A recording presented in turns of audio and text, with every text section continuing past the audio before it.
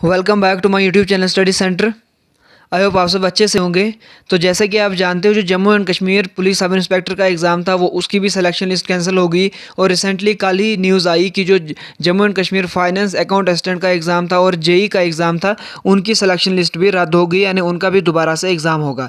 तो यहाँ पे हम आज के बाद यहाँ पे हम एक नई सीरीज़ स्टार्ट करने वाले हैं। सीरीज़ क्या है कि जो भी जेके एसएसबी के प्रीवियस ईयर क्वेश्चन पेपर्स होंगे, इस साल जो भी क्वेश्चन पेपर्स होंगे, चाहे वो फाइनेंस अकाउंट असिस्टेंट का हो, जेकेपीएसआई का हो, जो भी इंपॉर्टेंट एग्ज़ाम्स हुए हों, चाहे वो सीबीटी मोड में हुए हों या ओएमआर बेस्ड हुए हो, जो भी क्वेश्चन पेपर जेके एसएसबी ने कंडक्ट करवाए हैं वो हम यहाँ पे वन बाय वन डिस्कस करेंगे, ताकि एक आइडिया आप लोगों को आ जाए कि जेके एसएसबी का लेवल क्या रहता है और किन एरिया से ज़्यादातर क्वेश्चंस पूछते हैं। आई होप जो हम यहाँ पे सीरीज़ चलाएंगे, जो प्रीवियस ईयर क्वेश्चंस होंगे, प्रीवियस एग्जामिनेशंस के पेपर्स होंगे जेके एसएसबी के, वो आपके लिए बहुत ज़्यादा हेल्पफुल रहने वाला होगा। यहाँ पे एक तो हम क्वेश्चंस डिस्कस करेंगे, उसके अलावा जो भी ऑप्शंस होंगे उन क्वेश्चंस के, उन ऑप्शंस को भी हम वन बाय वन डिस्कस करेंगे।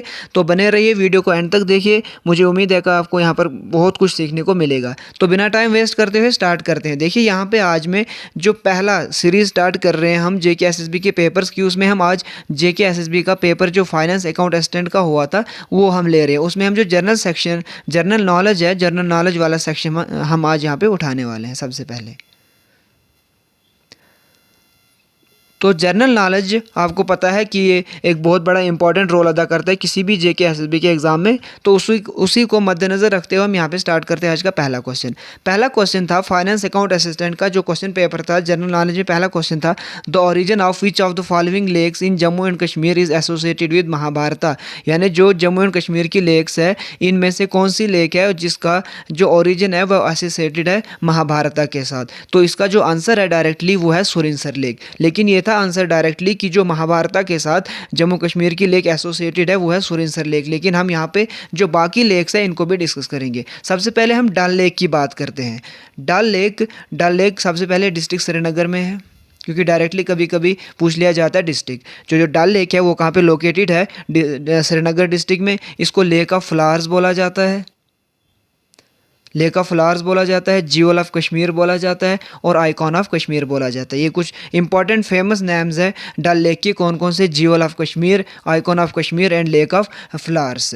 इसको जिम ऑफ कश्मीरी लेक भी बोला जाता है। नहीं सॉरी, जो जिम ऑफ कश्मीरी लेक है वो मानसबल को बोला जाता है, इसको नहीं बोला जाता है। एक बार फिर से मैं रिपीट कर दूं कि जो जिम ऑफ कश्मीरी लेक है वो मानसबल को बोला जाता है। डल लेक के मोस्ट फेमस नेम्स क्या क्या है? Lake of flowers, jewel of Kashmir और आइकॉन ऑफ कश्मीर।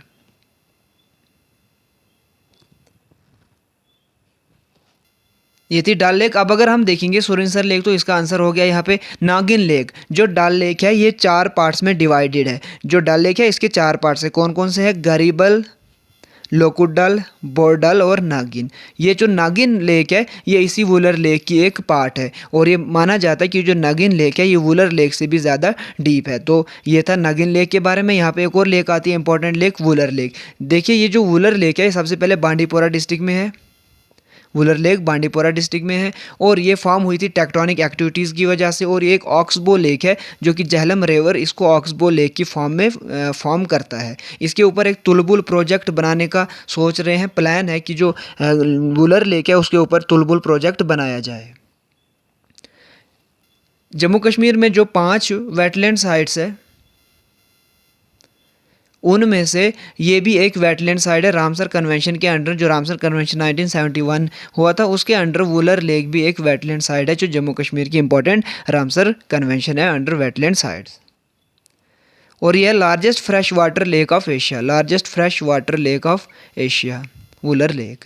तो आई होप आपको पहला जो क्वेश्चन था अच्छे से समझ आया होगा और उसमें जो भी हमने ऑप्शन डिस्कस किए वो आपको हेल्पफुल लगे होंगे। चलते हैं आज के दूसरे इंपॉर्टेंट क्वेश्चन की तरफ। आज का दूसरा इंपॉर्टेंट क्वेश्चन है विच of the following is the traditional dress of Kashmiri people. देखिए ये बहुत सिंपल सा क्वेश्चन आ गया था कि जो ट्रेडिशनल ड्रेस है कश्मीरी पीपल्स का, इनमें से वो कौन कौन सा है? तो जाहिर सी बात है जो फेरन है वो कश्मीरी लोग पहनते हैं विंटर्स में। आपको पता होगा कि लंबा सा होता है जो गर्दन से पूरा नीचे टोज तक आता है, तो वही फेरन एक ट्रेडिशनल ड्रेस है कश्मीरी पीपल का यहाँ पे। लेकिन जो बंद गाला है, ये राजस्थान लोगों का ट्रेडिशनल ड्रेस है। इसी तरह से अचकन जो है, ये अचकन एक शेरवानी टाइप का ड्रेस होता है।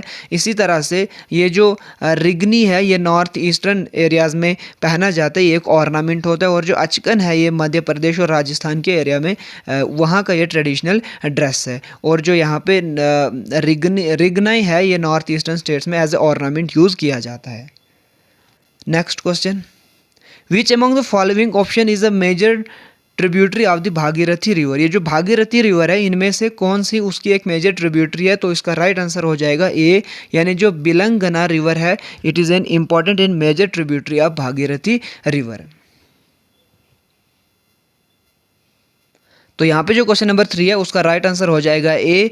और जो इसके अलावा पिंडर रिवर है और ये धौला गंगा रिवर है, ये दोनों किसकी ट्रिब्यूटरीज है? ये दोनों ट्रिब्यूटरीज है अलकनंदा रिवर के। तो यहाँ पे देखिए, जो गंगा जब ओरिजिनेट होता है, ये गंगोत्री ग्लेशियर उत्तराखंड से ओरिजिनेट होता है गंगा। और जब ये ओरिजिनेट होता है गंगोत्री ग्लेशियर से, इसका नाम गंगा नहीं बल्कि इसका नाम होता है भागीरथी रिवर। इसी भागीरथी रिवर की ट्रिब्यूटरीज पूछे थे। लेकिन जब ये एक देवप्रयाग इलाहाबाद में पहुंचता है, वहाँ पे इसको एक और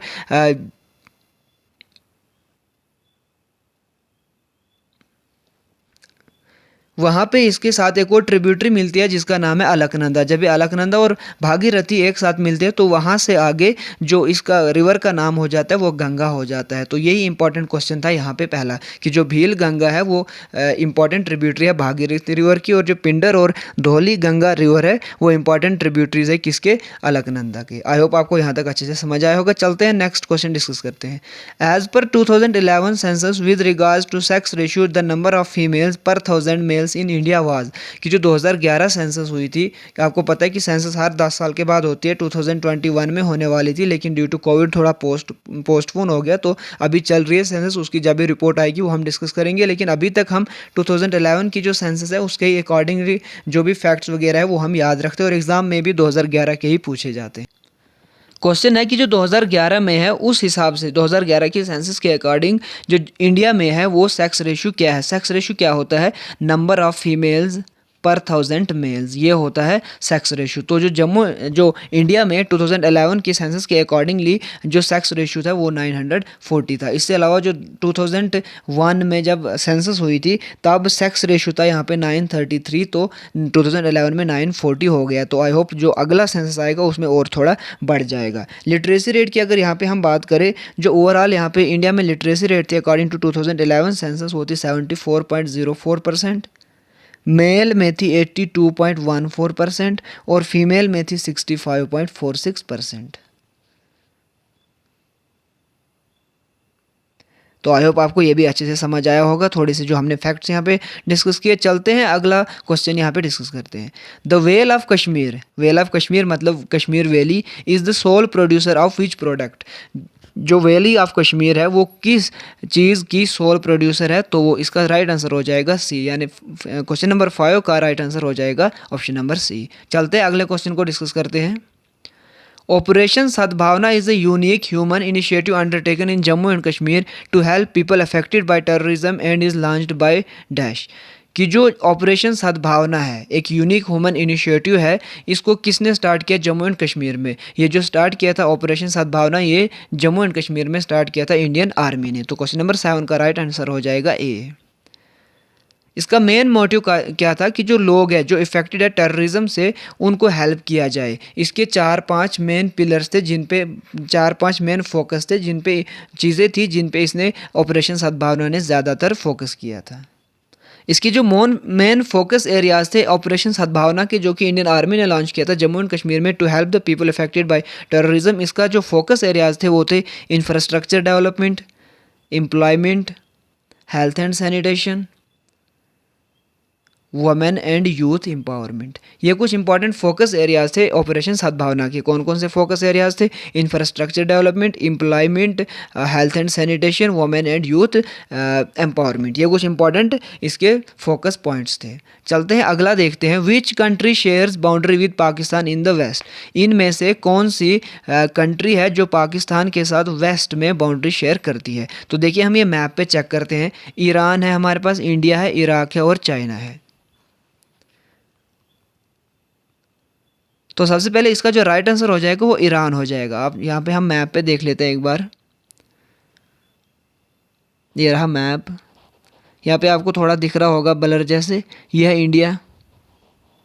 इंडिया के जब हम वेस्ट में जाएंगे, ये रहा अफ़गानिस्तान यहाँ पे।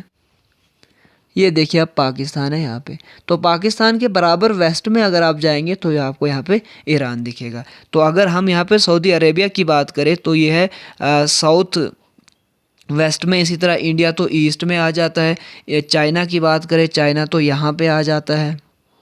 तो चाइना तो वेस्ट में नहीं है, यानी हम जो बाकी ऑप्शन है, बाकी ऑप्शन है ईरान के अलावा इंडिया। इंडिया तो पाकिस्तान के ईस्ट में आ गया, ये रहा पाकिस्तान, पाकिस्तान के ईस्ट में हो गया इंडिया। इसके अलावा दूसरा ऑप्शन है इराक।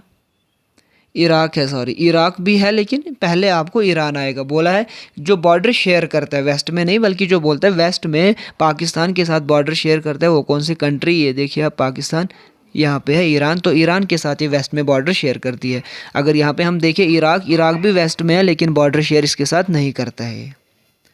इसी तरह से इंडिया है अगला ऑप्शन। इंडिया यहाँ पे आप देख सकते हैं, इंडिया तो पाकिस्तान के ईस्ट में है। और लास्ट वाला ऑप्शन है चाइना। चाइना तो यहाँ पे है, ये तो बिल्कुल भी वेस्ट में नहीं है, ये पाकिस्तान के नॉर्थ ईस्ट में है। तो आई होप आपको ये वाला भी क्वेश्चन समझ आया होगा कि जो क्वेश्चन नंबर 8 है उसका राइट आंसर क्या हो जाएगा।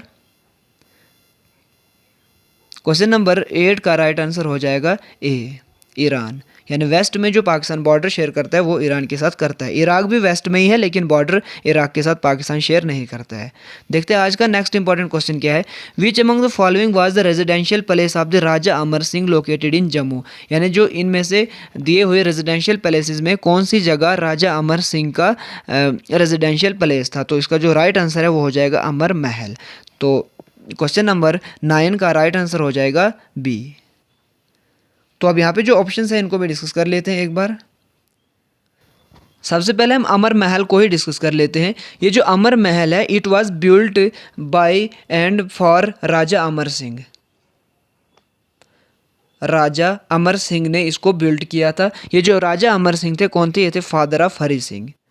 यानी जो ये जो अमर महल था ये किसने बिल्ड किया था। इट वाज बिल्ड बाय राजा अमर सिंह। राजा अमर सिंह कौन थे, फादर ऑफ हरि सिंह। इन 1885 में इसकी कंस्ट्रक्शन बनाई और 1908 में इसकी रिनोवेशन यानी इसकी जो कंस्ट्रक्शन है वो कंप्लीट की गई। यानी 1885 में अमर महल की कंस्ट्रक्शन स्टार्ट की राजा अमर सिंह ने। उसके बाद 1908 में इसकी कंस्ट्रक्शन कंप्लीट हुई। तब तक लेकिन जो राजा अमर सिंह थे उनकी तब तक डेथ हो चुकी थी।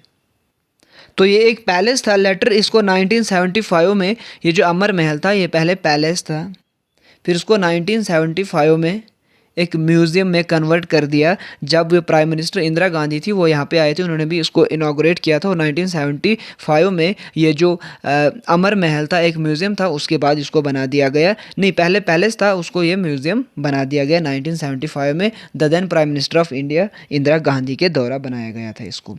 ये रेड सैंडस्टोन से बनाया गया है। और यहाँ पे जो फैमिली पोर्ट्रेट गैलरी वगैरह यहाँ पे सारा कुछ मिलता है अमर महल में। और इसके अलावा पहाड़ी, डोगरी, कांगड़ा पेंटिंग यहाँ पे बहुत ज़्यादा मिलती है। मतलब ये चीज़ें यहाँ पे अवेलेबल है। इसके अलावा 120 जो गोल्ड थ्रोन है, 120 kg गोल्ड थ्रोन है, वो भी आपको अमर महल में मिलेगा। तो ये कुछ इंपॉर्टेंट चीज़ें थी अमर महल के रिलेटेड। देखते हैं अगला जो बाहु फोर्ट है उसके बारे में थोड़ी सी चीज़ें हम यहाँ पे डिस्कस कर देंगे।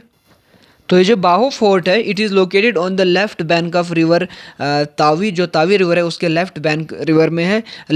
जो तावी रिवर है उसके लेफ्ट बैंक में सिचुएटेड है बाहु फोर्ट। ये बनाया था बाहु लोचन ने। इसके अलावा अमर महल भी हमने डिस्कस किया। यहाँ पे हम एक और चीज़ डिस्कस कर लेते हैं, Akhnoor fort. Akhnoor fort district Jammu में आता है। ये भी on the bank of river Chenab है। यानी जो अखनूर फोर्ट है, it is located on the bank of river Chenab. Known for archaeological remains of Indus valley civilization. जो आर्कियोलॉजिकल रिमेन्स है इंडस वैली सिविलाइजेशन की वो यहाँ पे पाई जाती है। Protected under archaeological survey of India. जो आर्कियोलॉजिकल सर्वे ऑफ इंडिया उसके अंडर इसको प्रोटेक्ट किया गया है सिंस 1952। तो चलते हैं आज का लास्ट इंपॉर्टेंट क्वेश्चन हम डिस्कस करते हैं यहाँ पे। Which of the following soil is suitable for saffron cultivation in Jammu and Kashmir region. इनमें से कौन सी सॉइल है जो सूटेबल है, जो सैफरॉन कल्टीवेशन होती है जम्मू एंड कश्मीर रीजन में, तो वो होती है करेवा सॉइल। यानी जो करेवा सॉइल है यहाँ पे सबसे बेस्ट क्वालिटी की सैफरॉन कल्टीवेट होता है। तो ये था पार्ट नंबर 1 जिसमें हमने 10 क्वेश्चन डिस्कस किए विद ऑप्शंस इलॉबरेशन के साथ हमने यहाँ पे डिस्कस किया। इसी तरह से पार्ट 1 10 पार्ट्स आएंगे या इससे ज़्यादा भी क्वेश्चन हम आगे की वीडियोस में डिस्कस करेंगे। तो आई होप आपको वीडियो पसंद आया होगा। अगर आपको अच्छा लगा तो प्लीज़ फीडबैक दीजिए, ज़्यादा से ज़्यादा लाइक कीजिए, शेयर कीजिए, अपने फ्रेंड्स को भी रिकमेंड कीजिए। आज की वीडियो में इतना ही रखते हैं, मिलते हैं नए पार्ट में पार्ट 2 के साथ। तब तक के लिए अपना ख्याल रखिए। Thank you.